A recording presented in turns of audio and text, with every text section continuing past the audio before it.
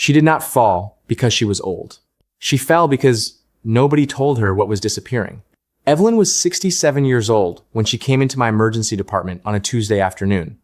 She had stepped off a curb, a single, ordinary curb. She had stepped off 10,000 times before, and her leg simply did not respond the way she expected it to. She went down hard, right hip. The fracture was significant. Surgery was scheduled for the following morning. I sat with Evelyn while we waited for the orthopedic team. And in that conversation, she told me something that has stayed with me through every shift since. She said she had noticed things changing for about 3 years. Getting up from a chair had become a project. Climbing stairs required the handrail in a way it never used to. Carrying groceries from the car felt heavier than the bags actually were. She had assumed it was simply age. She had assumed it was normal.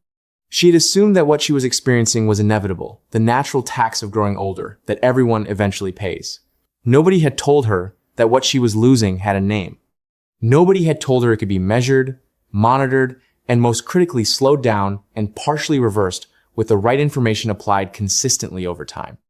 Nobody had told her that 3 specific muscles were the difference between independence and dependence, between living her life and needing someone else to manage it for her. My name is Dr. Miles. 13 years in emergency medicine taught me one thing above everything else your body has been trying to warn you. Most people just don't know how to listen. And the warning I'm about to explain today is not subtle. It has been happening in your body since your 30s, quietly, consistently, without pain, without drama, without a single obvious symptom until the day it becomes impossible to ignore.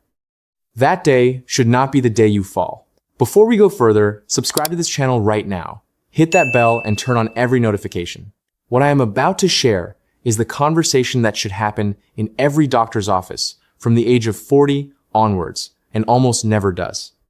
Because the healthcare system is built to treat what is already broken, not to protect what is quietly disappearing. This channel exists to close that gap. Subscribe now, then let us get into this. Here is what almost nobody tells you, and what the fitness industry actively profits from keeping complicated. You are not losing strength because you are getting older. You are getting older faster because you are losing strength. The direction of that relationship matters enormously. Because one version is a passive sentence, something happening to you.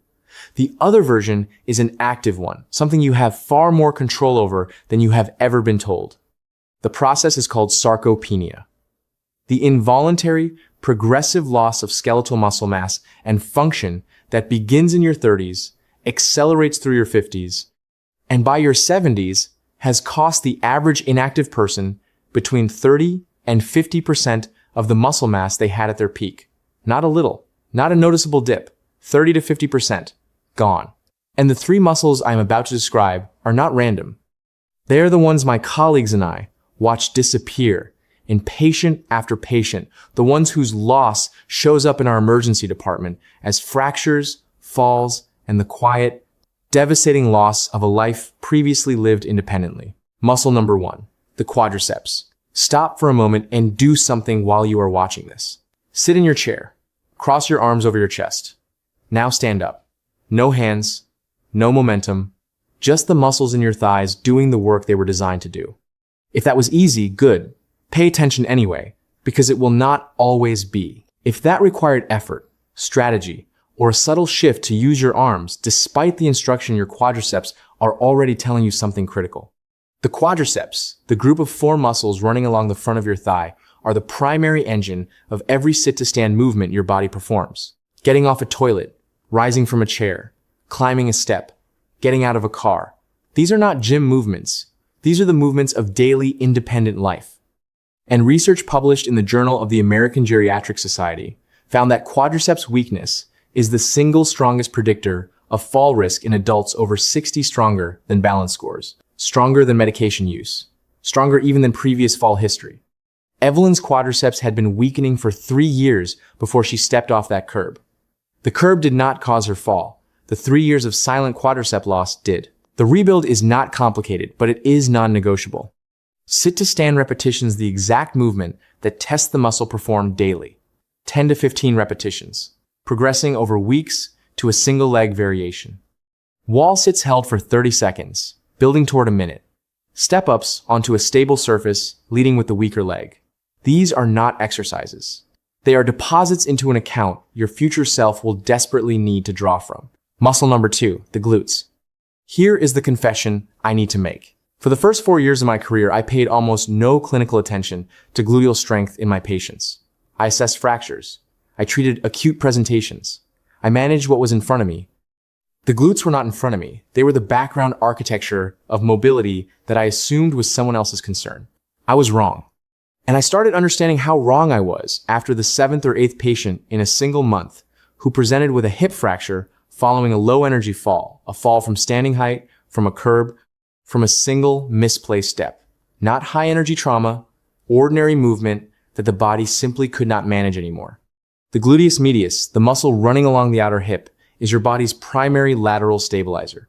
Every time you take a step, it fires to prevent your pelvis from dropping to the opposite side. When it is strong, your gait is smooth and controlled. When it weakens, your body compensates with a subtle but measurable lateral shift, the Trendelenburg gait that places abnormal stress on the hip joint, the knee, and the lower back simultaneously. Most people never notice it. Their body compensates until the compensation runs out. A study in the journal Gait and Posture found that adults with measurable gluteus medius weakness were 2.6 times more likely to experience a fall-related injury within a 2-year follow-up period than those with normal. Lateral hip strength. 2.6 times. Not a marginal difference, a transformative one. The rebuild. Side-lying hip abductions. Banded lateral walks. Single-leg stance held for 30 to 60 seconds on each side. Simple. Unglamorous. Irreplaceable. Muscle number 3, the grip. This is the one that surprises people most, and it is the one I want you to pay the closest attention to. Your grip strength is not just about your hands. It is one of the most powerful biomarkers of overall musculoskeletal health, biological age, and longevity that exists in clinical medicine. A landmark study following over 140,000 adults across 17 countries published in The Lancet found that grip strength was a stronger predictor of cardiovascular mortality than systolic blood. Pressure.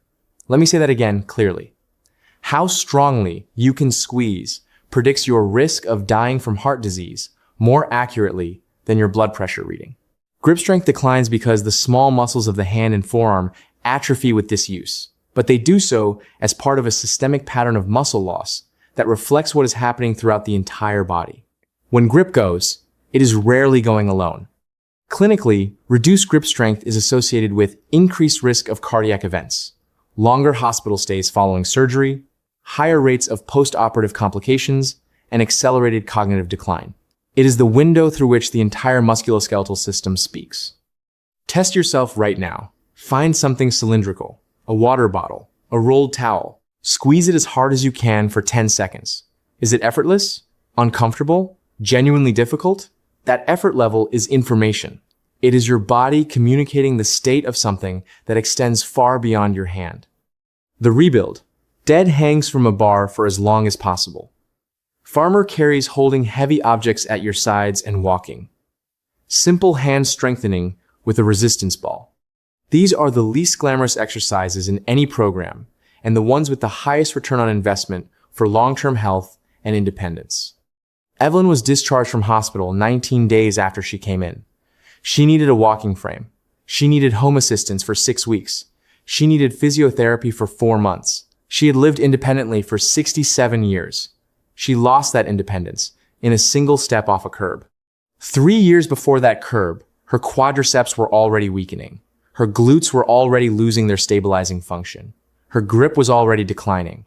Her body had been communicating for 3 years. In the language of effort on stairs, difficulty from chairs, heaviness in bags.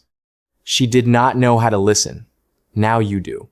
You are not someone who did not know what was disappearing. You are now someone who does. And that changes every decision you make about how you move your body starting today. Subscribe to this channel right now. The fitness industry makes billions keeping this conversation focused on aesthetics, on how your body looks rather than what it can do and how long it can do it. This channel exists to redirect that conversation toward what actually determines the quality and length of your life. Hit subscribe. Share this with someone you love who has started struggling with stairs, with chairs, with carrying things. Someone who has been told it is just age, just normal, just something to accept. It is not, and now they will know why. Tell me in the comments, which of these three will you test first? I read every single one. I am Dr. Miles, 13 years in emergency medicine. Your muscles are not decoration. They are your independence. I will see you in the next one.